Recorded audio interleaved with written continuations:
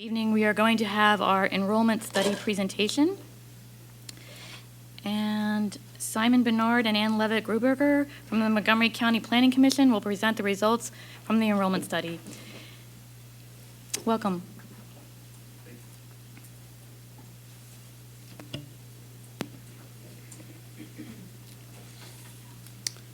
Hello, everyone.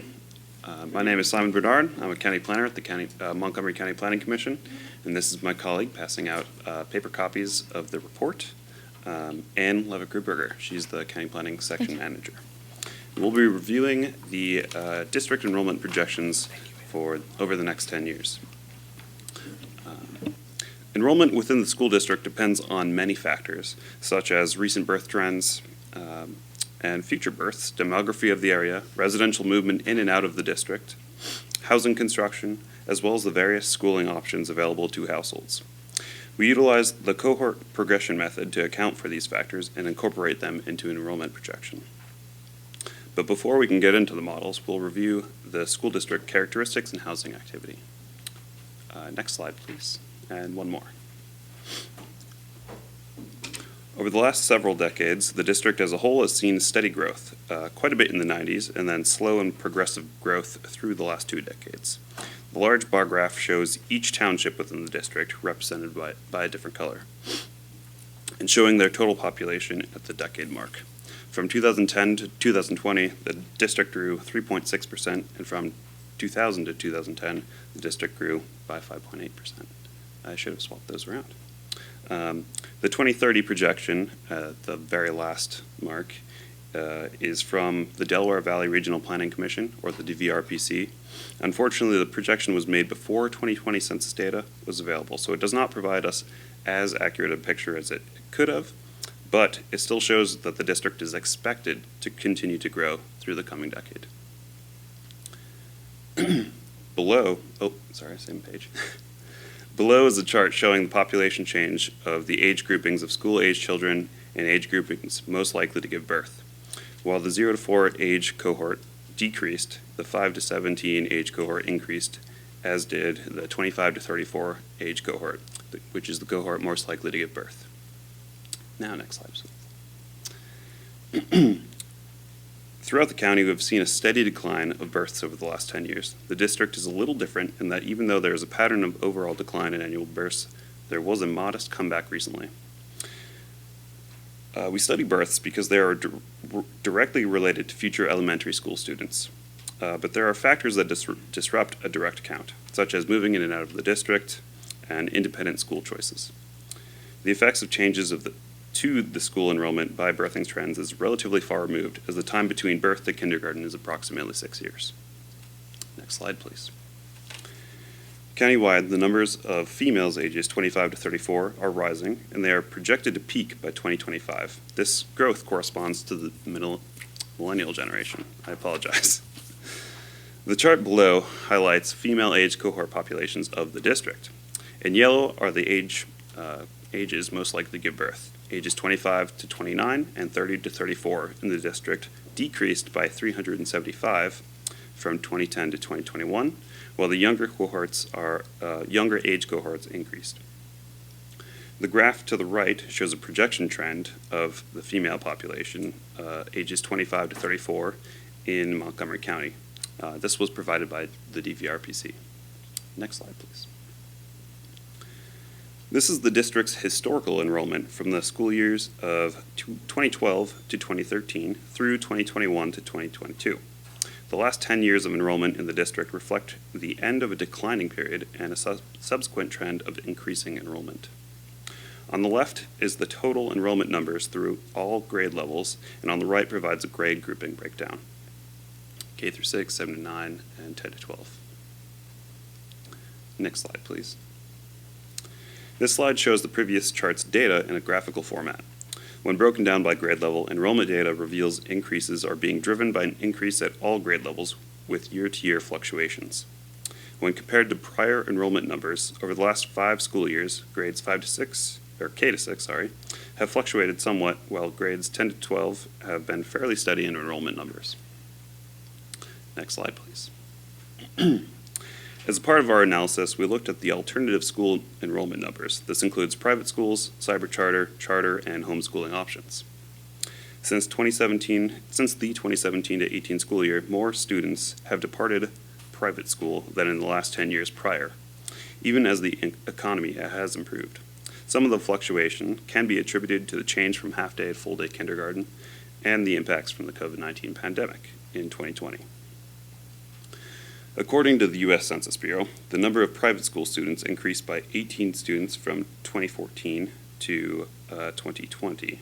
However, the percentage of students in private school dropped during the same period.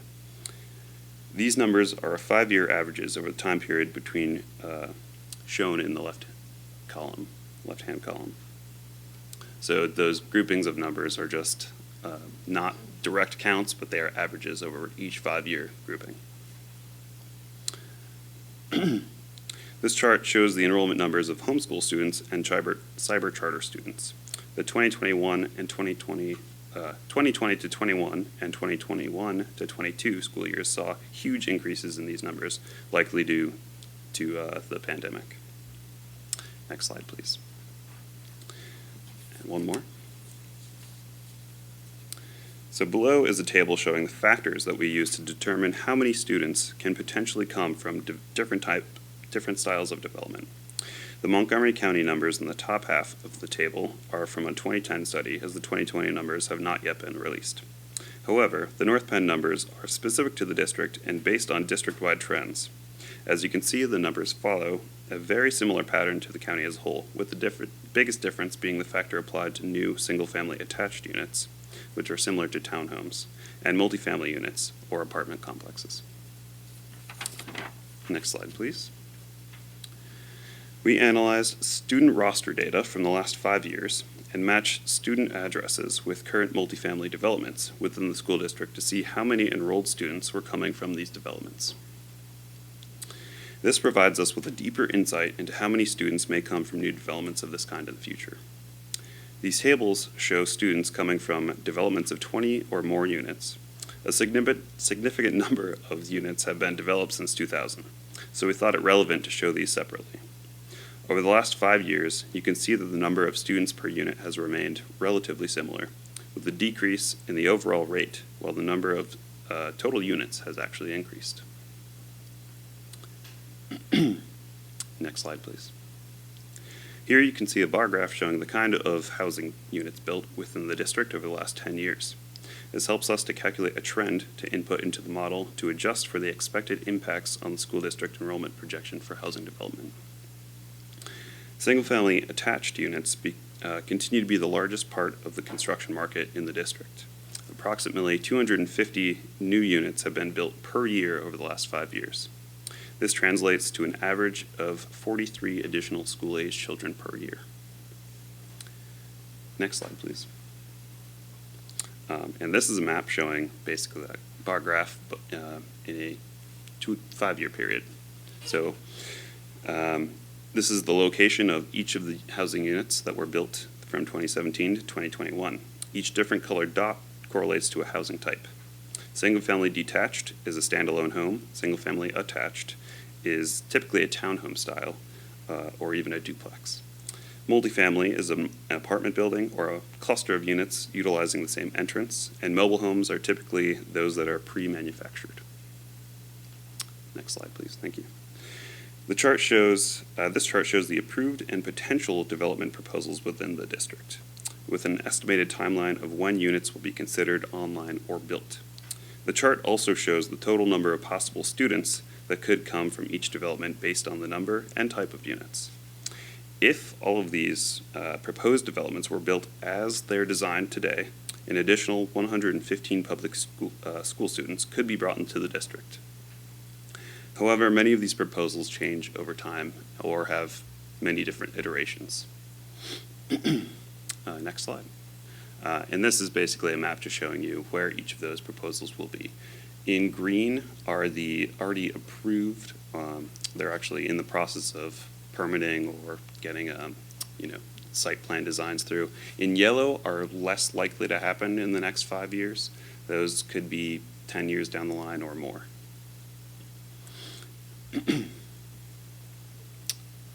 Thank you. The table on the right is showing the number of students coming in and out of the district due to housing sales since 2016. Each year has resulted in a net gain of public school students due to housing sales. The data is a comparison of units sold and student roster data. The addresses of each are cross-referenced to show who was in a house the year before it's sold, and the year after, showing us out-migration and in-migration due to sales. And this is similar. So this is just a map showing where all of the units sold from 2017 to 2021 are. It's really busy, but you can basically see clustering of where houses will be sold, or sometimes that's also where they're built, or people are just moving into and out of. So next we'll go into the district enrollment projections with Anne. Thank you.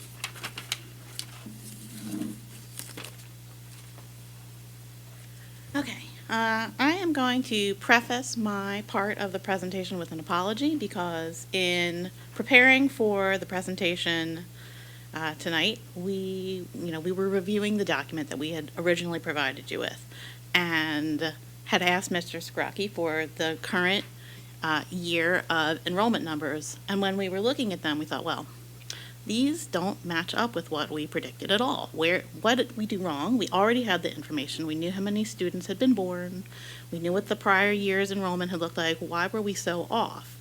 So we started looking at numbers like this, and decided to change up the way that we had done the report. I have provided you tonight with a draft of our new version of the report. If you had seen a prior version on board docs, I hope that you will use this as your reference. I'm going to take one last read through it before I say that it is done, but the numbers in this should be correct in terms of how we see this going. So what is the cohort progression model? These are the numbers that we use to calculate how many students enroll in the school year from one year to the next. We look at all of the factors that Simon was just talking about. How many students were born 6 years prior, and what is the likelihood of those students entering into the school district at kindergarten, and the likelihood of them progressing to the first grade, and so on and so forth. So what I'm showing you here in this slide is what our progression looks like. It shows you how many students were born. Not everyone enrolls in kindergarten here immediately, as you know, and then we show the progression going forward. And we use the birth data from 6 years prior. Past that 5-year period, that line in the middle of the table shows you where we get more speculative in nature and are using more of a prediction to look at how many students are going to be in the school district at any given time. Next slide.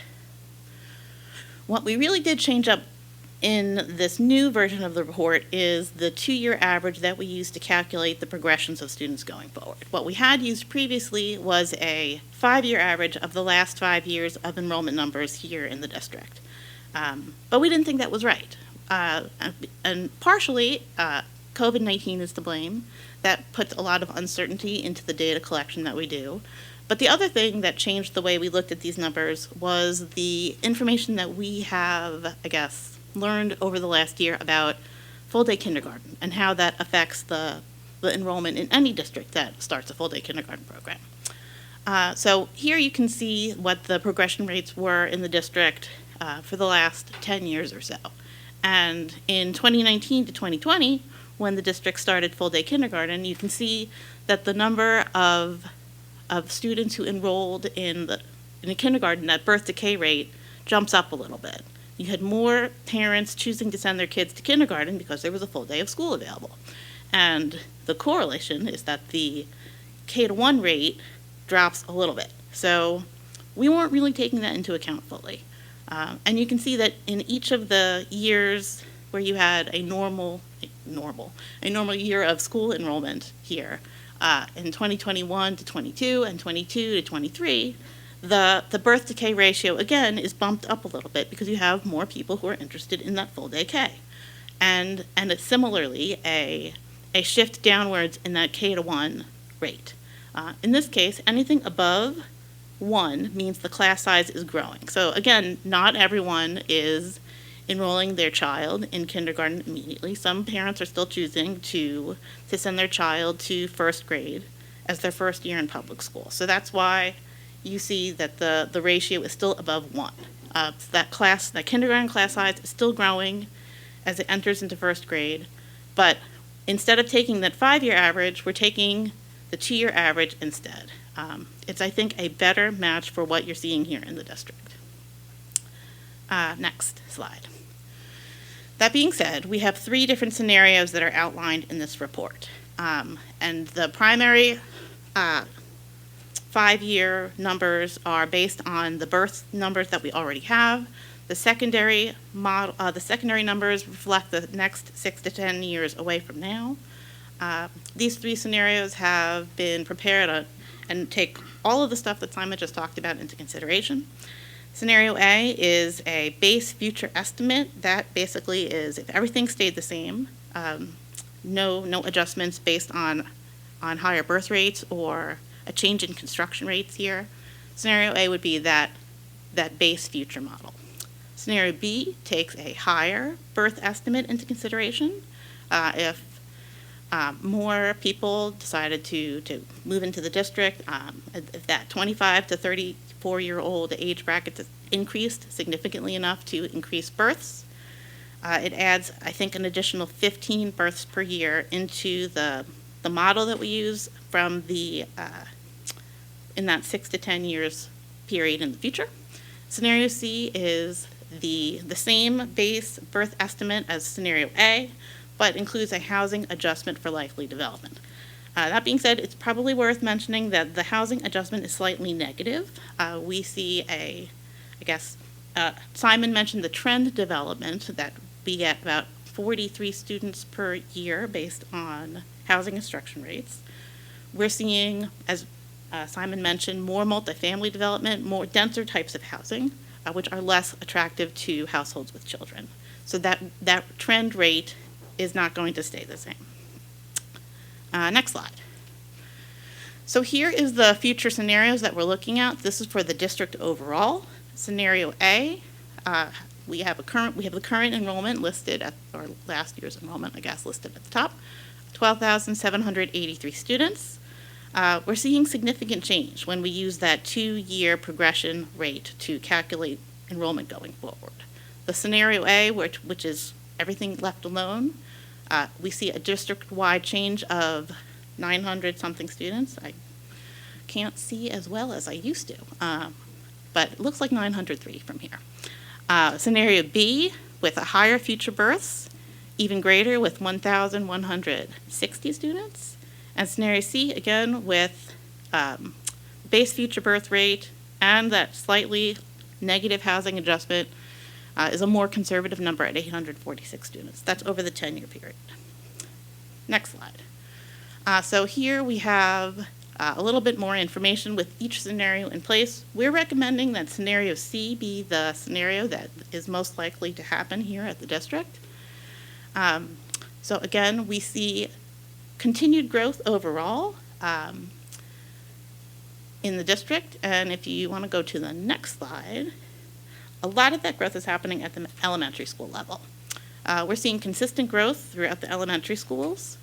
And again, with scenario C being the most conservative estimate, that's 568 students that we see happening as an additional enrollment here in the district in the next 10 years. Scenarios A and B similarly have growth. Scenario B, again, is going to be the most aggressive growth model. Next slide. In the middle school, and similarly at the high school, we see an initial dip in enrollment, although slight, in the first 5-year period, and more aggressive growth in the second 5-year period, with overall change in enrollment with just over an additional 100 students. And in the high school, thank you, again, a similar trajectory. Slight declines in enrollment in the first 5-year period, and then more growth in the secondary period. You'll see that the numbers are the same in scenarios A and B. That is because middle school and high school students are are outside, I guess, of the period of time that we're looking at in terms of births into the district. So those numbers are unaffected by this model and these calculations. Part 4, school profiles. So this breaks down the elementary schools in the district in a little more specificity. We're looking at some significant changes in some of the elementary schools here, but again, when I will admit that I hastily ran the numbers over the weekend after we decided to edit this document, but when I looked at all the elementary schools, I saw growth in all of them. They're all growing, and some of them just a little bit, but some of them significantly. Next slide. And again, in the middle school, we're seeing a little bit of decline initially, but more growth ultimately in the end. I saw Pembroke and Penfield showing sizable growth overall. Pendale, we expect to grow somewhat, but less than the other middle schools. So in conclusion, general trends would show, so that's that base birth model, we would show a net increase of about 900 students over the next 10 years. But birth activity and the new housing construction that we're seeing in this area are going to slightly counteract the growth, and we're expecting a net decrease of 50 from that 900, so in total around 850 new students. Housing construction, again, is not going to outpace the trend that we already saw just because of what we see projected to be built here. Birth activity is going to probably continue to stay low. The number of students coming from older apartment buildings will likely continue to increase as that becomes more affordable and attainable to people. And again, additional students, we will probably see more of those coming from the increase in housing sales activity as the years progress.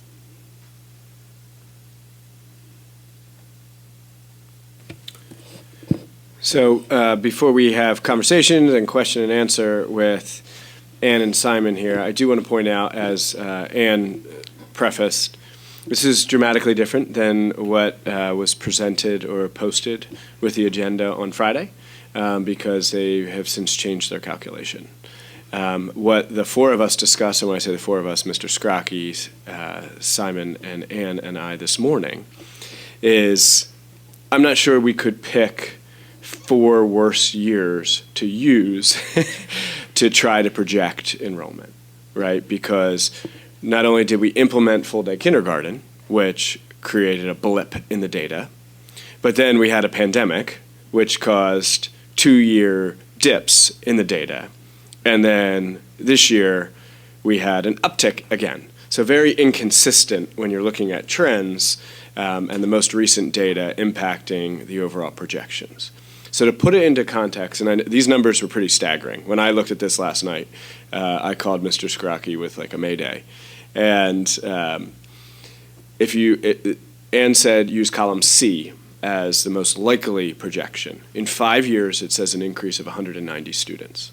That sounds like a lot, and it is a lot. However, 190 students, and just to use some rough math here, let's assume each of our 18 buildings are the same size. They're not, but let's just assume for easy math here.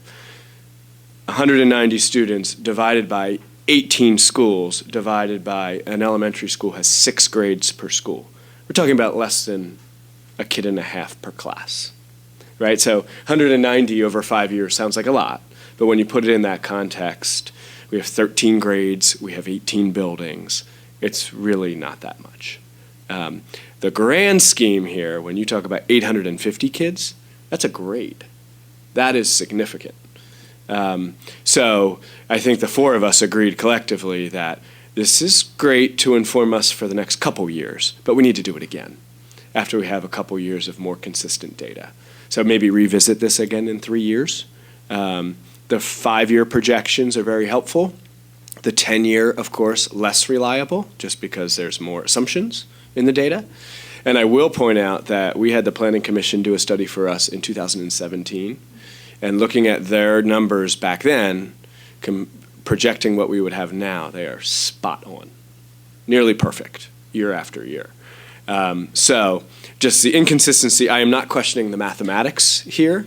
I am questioning the circumstances that have influenced the mathematics over the last 4 or 5 years. I hope that all made sense. But Just a very, very dynamic couple years we've had here. So 190 students over 5 years is my takeaway for now.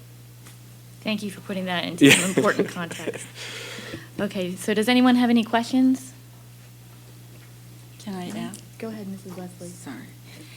So is there a probability or confidence factor in that second 5-year period that would tell us, that we really should just completely disregard this data? No, I don't think you should completely disregard it. Okay. A lot of it is based on factual information. We know what housing units have been proposed. We know how many we literally match up addresses and students and geographic locations to think about how many students come out of Okay. a single-family home. So we have data to back this up. The thing that we Okay. don't have are the birth numbers. There's always a lag in getting that data, and I don't know what the future will bring in terms of Sure. of how many children people will have. There's a lot of uncertainty that goes into this kind of research too.